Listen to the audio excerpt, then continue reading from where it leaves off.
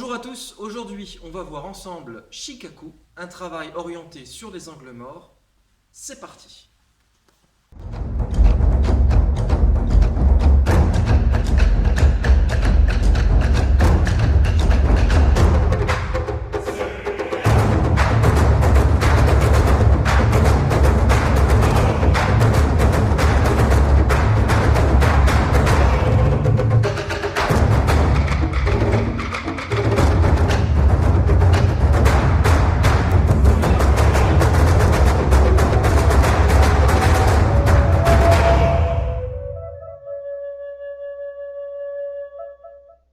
Donc aujourd'hui, on va cibler, comme je le disais en introduction, sur les angles morts. Pour ça, aujourd'hui, on va travailler avec Clémentine, qui est mon uke.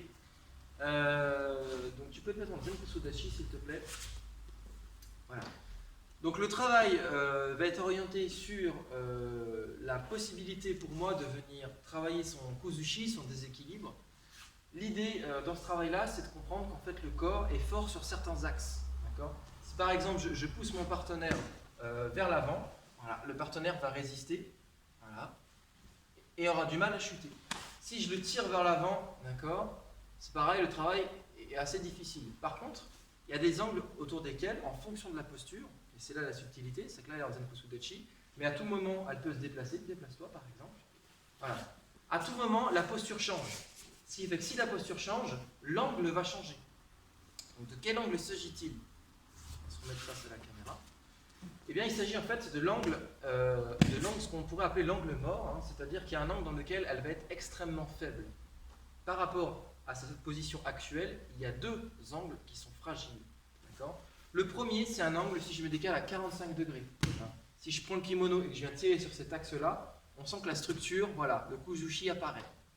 Et assez naturellement, puisqu'en fait, par rapport à son polygone de sustentation au sol, elle va sortir de ce cadre-là. Son centre va être en dehors de son point d'équilibre. Donc pour moi, je n'aurais pas beaucoup de difficultés et je n'aurais pas besoin de tirer, voilà, de manière forte sur le partenaire pour venir l'amener au sol. Deuxième angle, si tu peux pivoter, pour qu'on puisse montrer, voilà, dans ce sens-là. Le deuxième angle concerne l'arrière du corps. Voilà. Si je me mets là, le partenaire ici a un angle faible, au même titre que vers l'avant. Cet angle-là va aussi créer un déséquilibre assez facile. Donc, si tu te remets face à moi, Zenkusu Dachi, l'objectif ici, c'est qu'on va voir ensemble, maintenant, comment faire en sorte, techniquement, de venir déstabiliser le partenaire. Donc pour ça, il y a un travail de Tai Sabaki qui est important. Je vais me mettre face au partenaire. Si je reste face à elle et que je viens chercher des équilibres dans ce sens-là, c'est dangereux pour moi. Elle est face à moi, si elle me fait Kizamitsuki, voilà, tu peux tester. Je suis trop près d'elle. Donc on va, dans un premier temps, chercher à leurrer un petit peu le partenaire, à le perturber. Donc pour le perturber, il y a plein de manières à ça. Donc si la main elle est par exemple ici, je peux rentrer dessous. Voilà, je rentre ici, et là je réalise Gyakutsuki. Pendant que je réalise Gyakutsuki ici, je peux commencer à venir à me déplacer sur son angle faible Kuzushi, pour venir réaliser une clé et l'amener au sol progressivement. Ok. Ensuite, sans forcément faire de percussion, on peut fausser la trajectoire. Je peux l'emmener ici, et en fait je vais l'emmène ici. Voilà. Donc ça crée un double travail. On retrouve encore le yin-yang ici. Si je le fais au ralenti, ça veut dire que le yin-yang, je viens pousser ici pour créer une information là, et en fait, l'information se passe ici. Voilà. À ce moment-là, j'ai en quelque sorte leurré son système d'analyse. Son système d'analyse, dans Zenkusu Dachi, lui dit, je pars ici. Alors qu'en fait, la trajectoire est orientée sur son point faible, qui se trouve ici.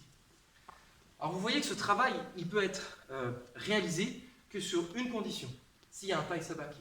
Si je viens réaliser ça comme ça, sans déplacement du corps, je suis fini. Alors, je ne peux rien faire et en plus je m'expose. 1, frappe. 2. Encore une fois. Frappe. Boum. 2. Vous voyez, c'est cuit. Donc elle va faire la même chose. 1, je vais leurrer, mais elle va essayer de me frapper. Et en même temps, voilà, je vais chercher à venir la déséquilibrer. Donc le travail est intéressant, parce que je me sers en même temps de son inertie. Donc ça, c'est là. On pourrait dire que c'est la phase numéro 2 du mouvement, c'est qu'elle ne va pas rester statique comme un poteau. Je vais venir créer une information, mais elle a compris qu'il se passait quelque chose. Tout de suite, elle a une main disponible, donc elle va contre-attaquer doucement. Voilà, elle contre-attaque. Pendant ce temps-là, moi je me sers de sa force pour venir l'emmener. Et la déséquilibrer. Kuzushi. Voilà ce qu'on pouvait dire aujourd'hui rapidement sur le travail de Shikaku. Donc bien entendu, après, il faut amener ça avec de l'accélération, déplacement du corps. Hein, on va essayer d'aller un petit peu plus vite. Attaque Oitsuki Chudan, en reculant. Donc tu recules, tu changes de garde. Voilà. Donc par exemple, là, cette fois-ci sur tentative d'attaque. Voilà.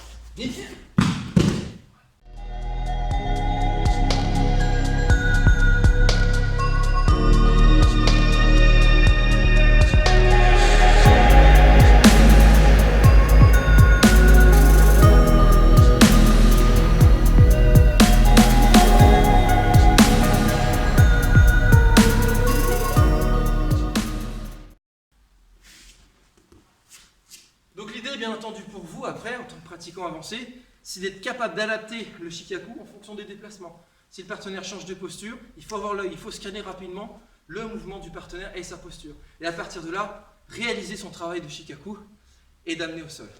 Voilà. Merci.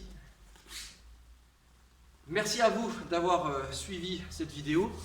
Je le répète, n'hésitez pas à vous abonner si vous voulez avoir plus d'informations. Aujourd'hui, on a orienté un travail un peu plus souple à deux, d'accord? On peut bien entendu greffer, et c'est d'ailleurs fortement conseillé de greffer tout ce qu'on a vu dans les autres vidéos au sein de ce travail-là, c'est-à-dire la connexion du corps. La connexion du corps qui est importante. Merci à vous, à bientôt.